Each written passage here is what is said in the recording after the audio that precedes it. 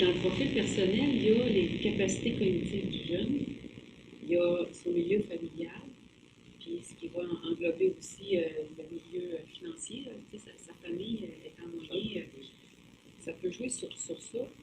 Mais il y a autre chose qui peut jouer parce qu'un jeune qui peut être totalement, toujours en réussite, peut mener tout intérêt. C'est pas une question de capacité, c'est pas une question que le milieu scolaire l'a pas captivé. Lui, personnellement, il n'a plus d'intérêt puis il décroche.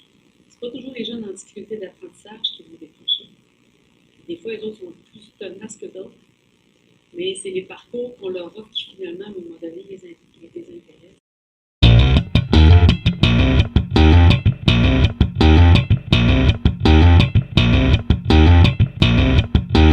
Si on regarde le cours que je donne, moi, le cours de sciences que je donne en secondaire 4, c'est le cours de sciences techno.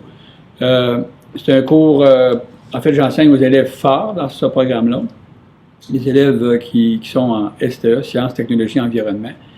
C'est sûr que tout au long de l'année, il y a des activités, il y a des laboratoires qu'on essaie là, de rendre intéressants. Parce que juste des cours académiques, ben, ça finit par un peu les lasser. Donc, il faut varier, il faut avoir de la variance, il faut enrichir ça, beaucoup d'activités. Un projet qui est bien intéressant, c'est celui qu'on fait en atelier, qui consiste à fabriquer. Le projet, en fait, c'est de fabriquer un véhicule martien. Donc, un peu là, ce que la NASA fait avec les robots, les 2 robots qui ont lancé sur la planète Mars là, il y a quelques années. Donc, on reprend ce projet-là. On leur demande de faire un véhicule martien à partir d'un jouet désuet. Un jouet là, qui ne sert plus, donc ils doivent apporter leur jouet.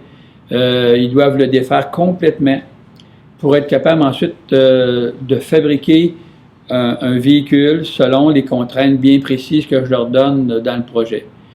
Ils ont déjà un cahier de charge, je leur remets un cahier de charge où il y a des contraintes à respecter, des contraintes en termes d'espace. Il faut que le véhicule doit entrer dans une boîte de carton, donc ça prend pas, faut pas que ce soit trop gros non plus. Il faut que ce soit un véhicule aussi qui soit capable de rouler sur une surface irrégulière, parce qu'on sait que sur Mars, c'est pas planche, là, il y a des obstacles, il y a des vallons, puis donc ça prend un véhicule assez élevé, donc il faut qu'ils prévoient tout ça. Comment ils vont le fabriquer, le type de roue qu'ils vont mettre, système de propulsion. Est-ce que je vais avec des engrenages, je vais-tu avec des poulies courroies?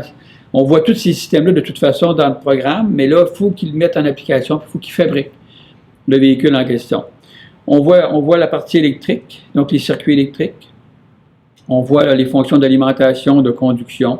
En fait, toutes les fonctions qui sont vues dans le programme de sciences techno. Magnétisme, électromagnétisme également. Donc, ils ont à bâtir un électroaimant pour être capable d'aller chercher un objet là, quelque part dans le circuit. De sorte qu'à la fin, ben, il faut que le véhicule fasse le test qu'il doit accomplir, donc c'est-à-dire de rouler sur une surface irrégulière, puis d'accomplir les tâches qu'on demande de faire dans le projet. Donc, c'est des projets qui sont intéressants parce que ça leur demande, bien sûr, une certaine coopération entre eux autres, parce qu'ils sont 4 dans l'équipe, 3 ou 4, puis chacun doit travailler sur le projet en question. Donc, ça s'échelonne à peu près sur 10 à 12 périodes dans l'année. Puis, ils sont bien contents, sont tout le temps heureux dans l'atelier, ils ont hâte d'arriver à l'atelier pour justement travailler sur leur véhicule.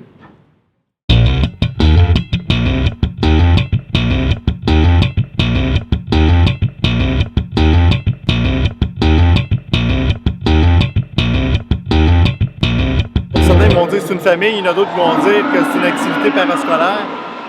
Dans mon cas, c'est une entreprise, je dirais, parce que les jeunes là-dedans apprennent toutes sortes de choses à toutes sortes de niveaux. Ils vont apprendre à faire, par exemple, de la mécanique, de l'électricité, de la sécurité, du graphisme. Ils vont travailler à toutes sortes de niveaux et ils vont s'impliquer aussi, pas juste au niveau du robot, mais aussi au niveau de leur communauté. Ils vont apprendre c'est quoi une collecte de fonds. Ils vont apprendre la valeur des sous, mais aussi la valeur du travail d'équipe aussi. Parce que y arriver tout seul, c'est pratiquement impossible. C'est pas impossible, mais pratiquement impossible sans l'apport d'équipiers. Parce que c'est un temps fou que ça prend des efforts incommensurables. Pour moi, FIRST, c'est l'apprentissage de la vie.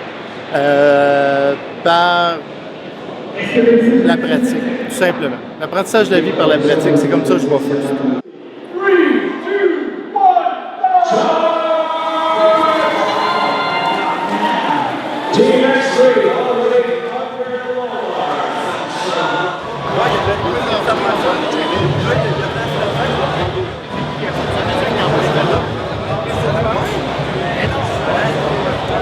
C'est sûr qu'au début, un professeur, ça peut être le fun. On apprend à faire le contact avec le professeur au début dans la classe. Pour ça, il nous invite à aller dans First. C'est un départ, c'est un début. Il nous montre les premières étapes. Puis après ça, le jeune apprend à connaître des mentors qui sont spécialistes dans leur domaine. À la longue, le jeune va acquérir des compétences, des goûts, il va se façonner une personnalité puis une façon de faire. C'est super. Oui, le mentor, au début, est important et le professeur. Et le mentor, tout le long de l'évolution du jeune aussi, est important. Cependant, la vraie chose, c'est la motivation intrinsèque du jeune. C'est correct de le partir, mais il faut que cette motivation-là vienne du jeune pour que ça perdure et que ça demeure. Alors, nous, de notre côté, ce qu'on fait, c'est qu'on allume le feu puis on laisse brûler.